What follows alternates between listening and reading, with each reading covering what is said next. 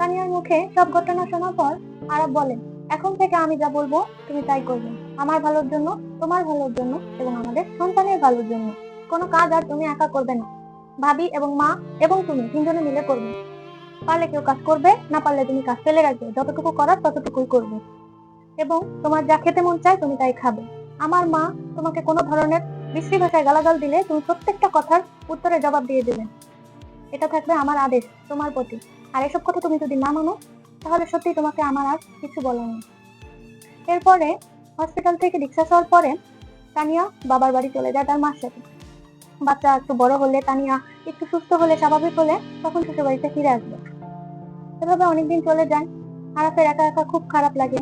সে বাসায় এসে তানিয়াকে এবং বাবুকে খুব মিস করতে থাকে এবং 15 দিন পরেই তানিয়াকে তার বাবার বাড়ি থেকে নিয়ে আসে আরাফ।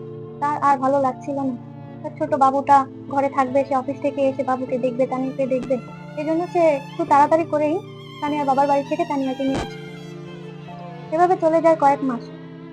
তানিয়া একটু সুস্থ হতে শুরু করলে আগের মতোই তানিয়া সংসারে কাজ টাজ করা শুরু করে দেয়। কিন্তু হঠাৎ একদিন আগের মতোই তানিয়ার শাশুড়ি আবার গালাগাল করা শুরু করে দেয়। তানিয়াকে বলে, এত কম কাজ করলে চলবে কিভাবে? তুমি অল্প অল্প কাজ করে রেখে দাও, আর সব কাজ তো আমাদেরই করতে হয়। কি কাজ করো তুমি? সারাদিন শুধু মেয়ে নিয়ে বসে থাকলে চলবে? প্রকৃতপক্ষে তানিয়া কিন্তু বসে থাকে না, সে আগের মতো সব কাজই করে। তবে রান্না সে সবসময় একা করে না, এখন বড় যাও রান্না করে, সে হেল্প করে দেয়। তবে বড় যা রান্না করে মাঝে মাঝে। তবে থালা বাসন কাপড় চোপড় এসব কোনো কিছুই কেউ ধয় না, এসব কিছুই তানিয়ার করতে হয়। তবে তানিয়া আগের মতন আর চুপ করে থাকে না, মাঝে মাঝে শাশুড়ির দু একটা কথার জবাবও দেয় সে।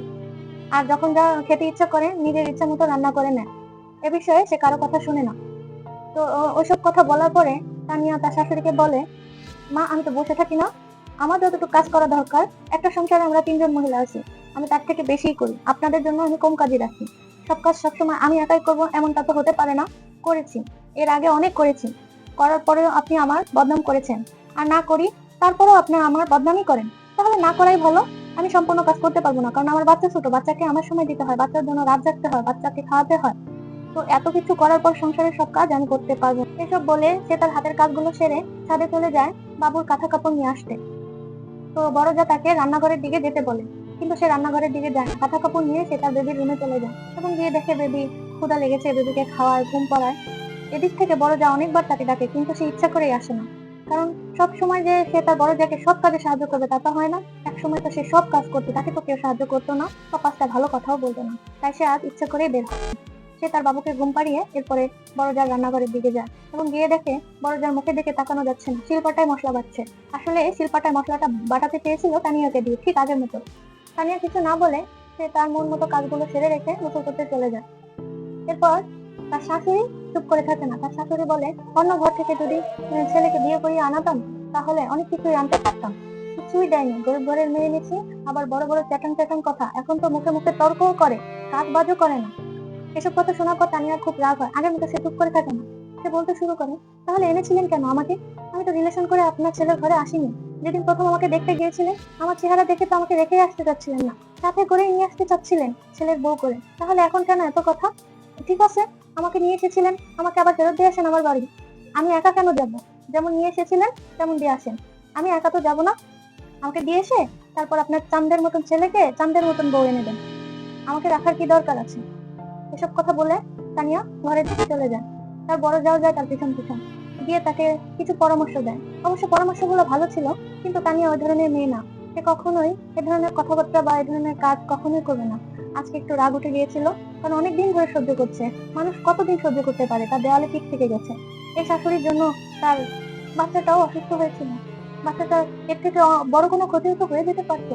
এটা ভেবেই আজকে উত্তর দিয়েছে তানিয়া, কারণ সে যদি উত্তর না দেয় তার সাথে এভাবে চলতে থাকবে সবকিছু। তাছাড়া সব থেকে বড় কথা, সে আরেকটা কথা দিয়েছেন, সে আর কখনো এ ধরনের ভুল করবে না, কারণ অন্যায় সহ্য করা আর অন্যায় করা দুটাই একই রকম অপরাধ। তাই সে এখন থেকে আর কোনো অন্যায় করবে না, অন্যায় সহ্যও করবে না। এরপর রাতে যখন আরাফ বাসায় আসে, আরাফের মা নারীকে ঝুড়ি নিয়ে বসে পড়ে আরাফের কাছে, সত্য মিথ্যা বানিয়ে বানিয়ে বলতে থাকে। তানিয়া কি বলেছে সেগুলো বলেছে, যা না বলেছে তাও বানিয়ে বলেছে, কিন্তু সে নিজে কি বলেছে তানিয়াকে সেসব কথার উল্লেখ করেনি। আরাফ শুনছিল, হ্যাঁ ও বলছিল আর মাথা নাড়ছিল, কারণ সে তার মার বিষয়ে খুব ভালোভাবেই এখন জানে। আগের পজিশনে সে এখন নেই যে সে তার মার ব্যাপারে কিছুই জানে না, তার মার সব কথা সে বিশ্বাস করবে। এভাবে সামনের দিনগুলো কেটে যায়। দেখতে দেখতে 6 মাস বয়স হয়ে যায়। আরাফের মেয়ে আয়শা। ও বলাই তো হয়নি, আরাফের মেয়ের নাম রাখা হয়েছিল আয়শা। খুব সুন্দর নাম। সেদিন ছিল ছুটির দিন। আরাফ ঘুমিয়ে আছে। ছুটির দিনে খুব বেলা করে ঘুম থেকে উঠে আরাফ। সকালে নাস্তা তৈরি করা হয়ে গিয়েছে। তানিয়ার সমস্ত কাজ সেরে নিচ্ছে। যেহেতু ছোট বেবি আছে, বেবি ঘুম থেকে ওঠার আগেই ও সমস্ত কাজগুলো সেরে নিচ্ছিল।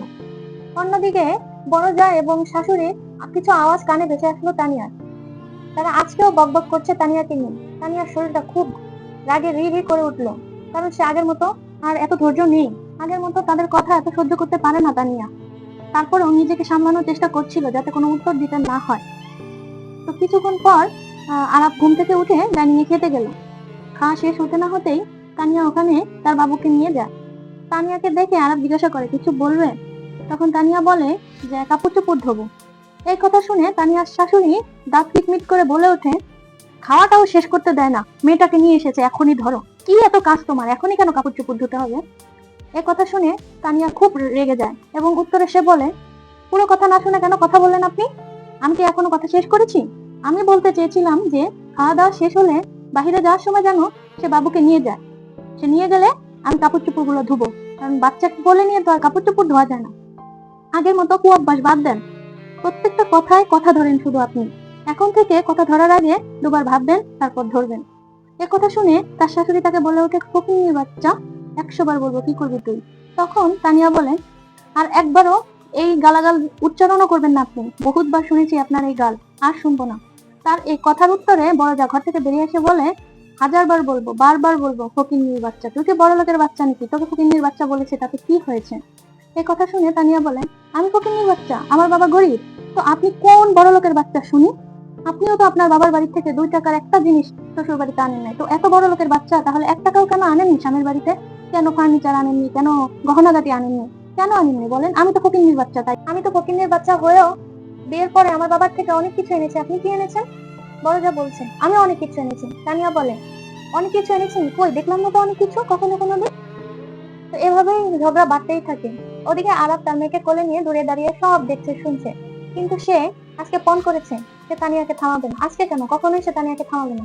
কারণ অনেক অত্যাচার সহ্য করেছে তানিয়া। তাদের পরিবারে বার বেড়েই চলেছে। তানিয়া যদি চুপ করে থাকে, এটা কোন পর্যায়ে একসময় গিয়ে পৌঁছাবে তার কোনো ঠিক নেই। তাই সে চুপ করে সব শুনতে থাকে। এরপর তানিয়া সবকিছু বলে দেয়। হসপিটালের বেডে শুয়ে থাকা অবস্থায় তার শাশুড়ি তার খালা শাশুড়িকে কি কি বলেছিল সব কথা বলে দেয়। তখন তানিয়ার শাশুড়ি এসব কথা অস্বীকার করেন। হ্যালো আসসালামু viewers, welcome back to my channel. কেমন আছেন সবাই? আশা করছি ভালো আছেন, আমিও ভালো আছি। আমি প্রতিদিনের মতো হাজির হয়ে গিয়েছি শ্বশুরবাড়ির গল্পটি 7ম পর্ব নিয়ে। গল্পটি যদি আপনাদের ভালো লেগে থাকে তাহলে কমেন্ট করে জানাতে ভুলবেন না। আর এরকম গল্প পেতে চোখ রাখুন my page favour for like by look. ভালো থাকবেন সবাই। Thanks for watching. আল্লাহ হাফেজ।